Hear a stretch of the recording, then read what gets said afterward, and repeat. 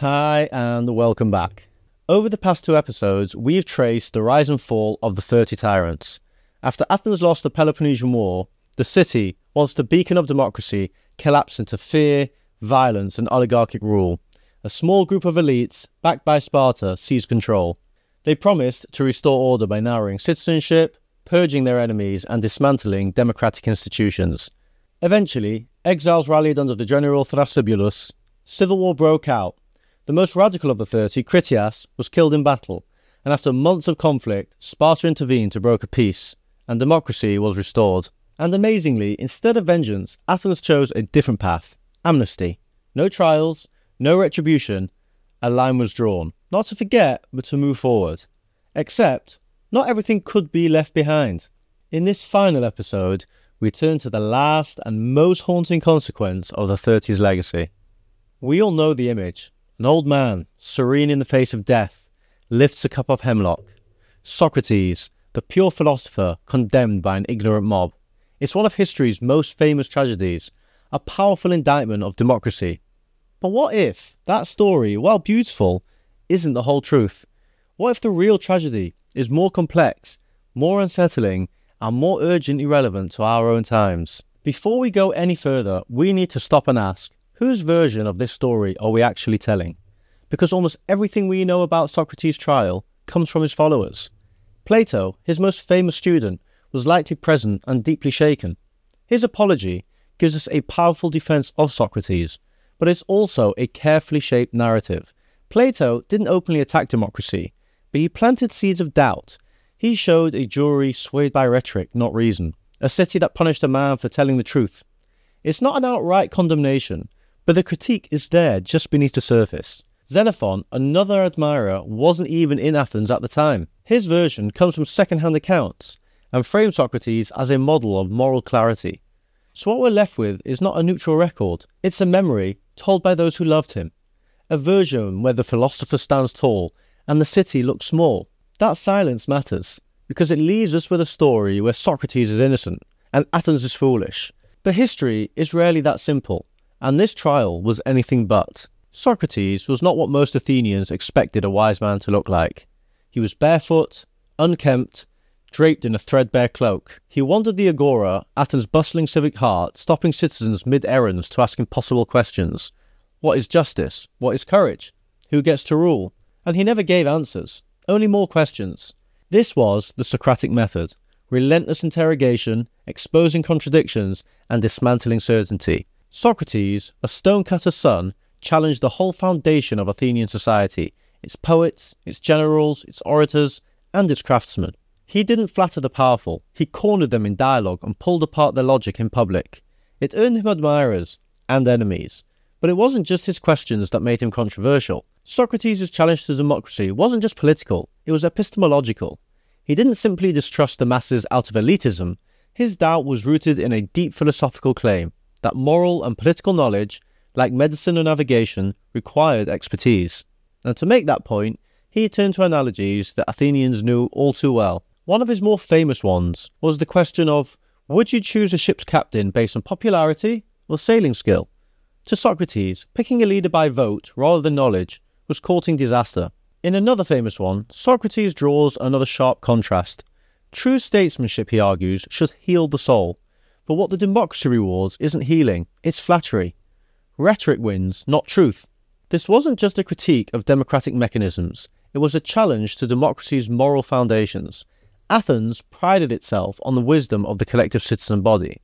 But Socrates asked, what if the many aren't wise? What if persuasion is a poor substitute for knowledge? Socrates didn't help himself, and in many ways made things worse by what he didn't do. He famously claimed to be guided by a divine inner voice, and this voice, he said, forbade him from entering politics. But Athens expected participation. To be a citizen was to engage in public life, to serve in office, to vote and lead.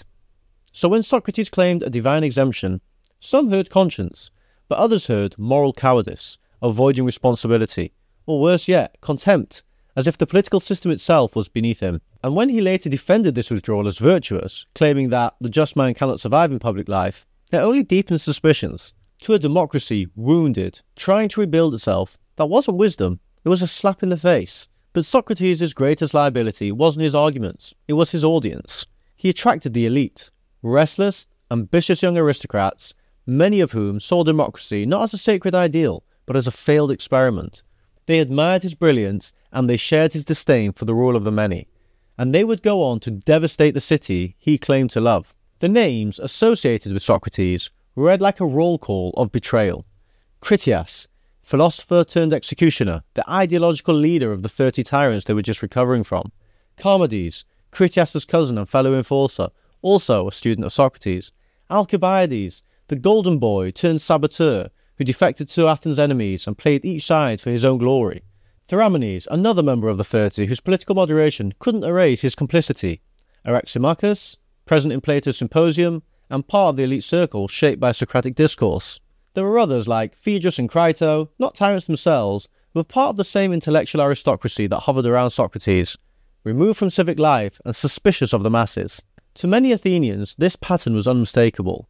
The men who undermined the democracy, who collaborated with Sparta, who executed fellow citizens without trial, had all sat at Socrates' feet.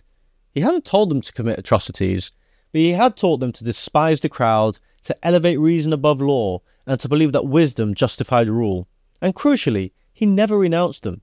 Even when Athens lay in ruins, Socrates refused to disavow his former students. He didn't flinch, he didn't distance himself, not from Critias, not from Alcibiades. In Plato's Symposium, Alcibiades makes the bond uncomfortably clear. He describes Socrates with the language of obsession. Socrates claimed he was a gadfly sent by the gods to sting the city into wakefulness. But after years of war, betrayal and tyranny, Athenians weren't in the mood for stinging. They saw not a gadfly, but a handler. Not a teacher of virtue, but a breeder of enemies. This wasn't guilt by association, it was guilt by pattern, by influence, by the dangerous clarity of his ideas. He hadn't raised the sword, but he had shaped the minds of those who did. In modern terms, you might want to think of Socrates a bit like being a Nazi intellectual in 1946 Germany.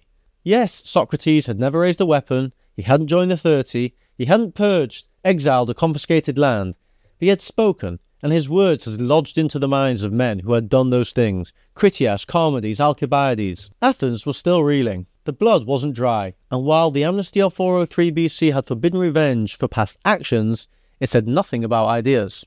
So the city turned to the one thing still available, the courts. In 399 BC, just 4 years after the fall of the 30 tyrants, Socrates was put on trial. The charges?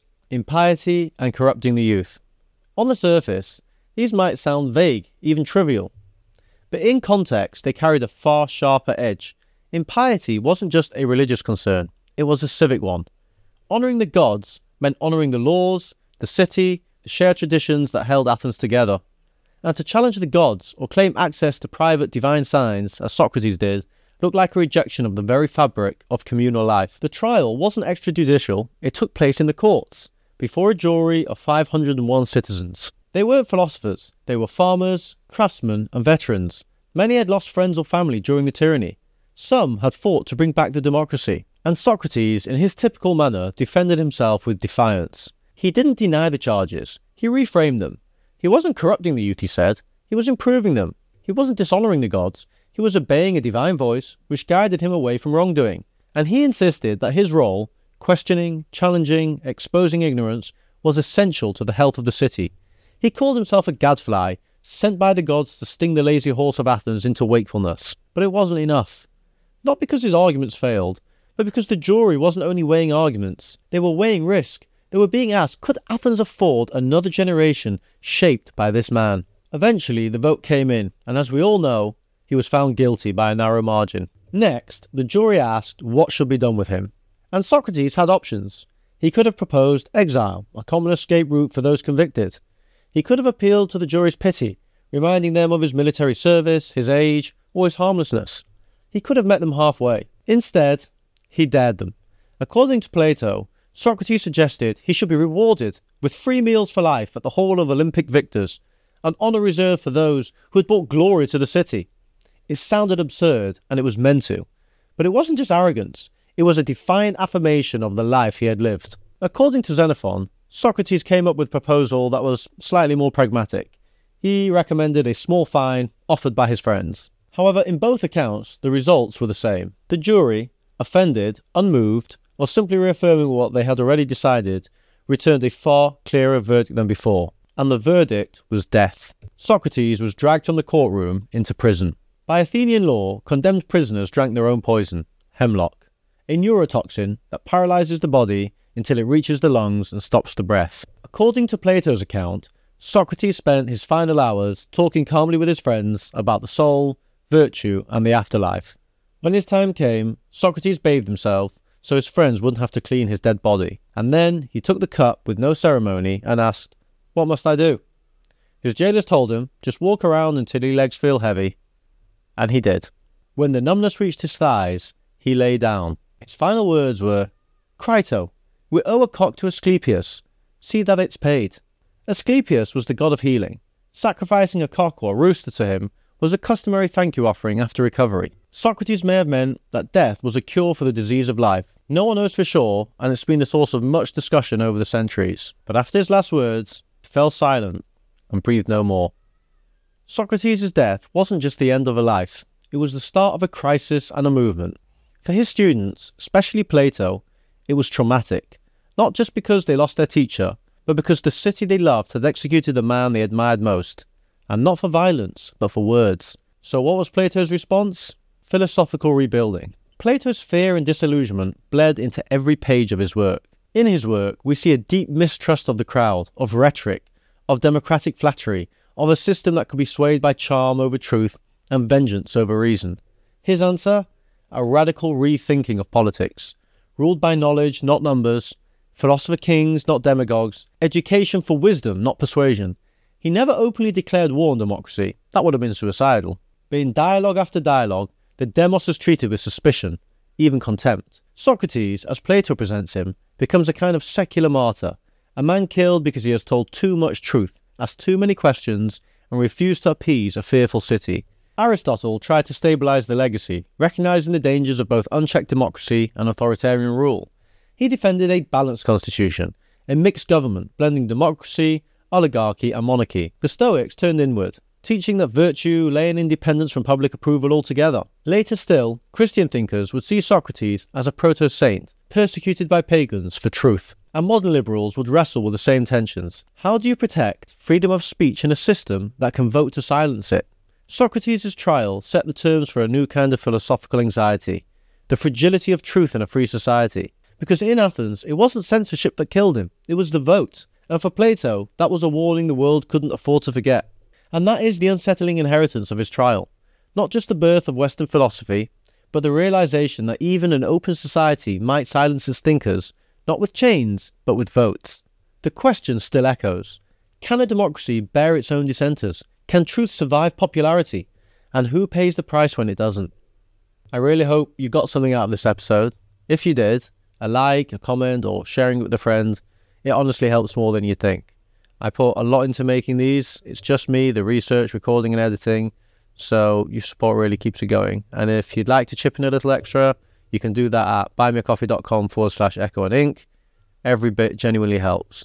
But most of all, take care, and I'll catch you in the next one.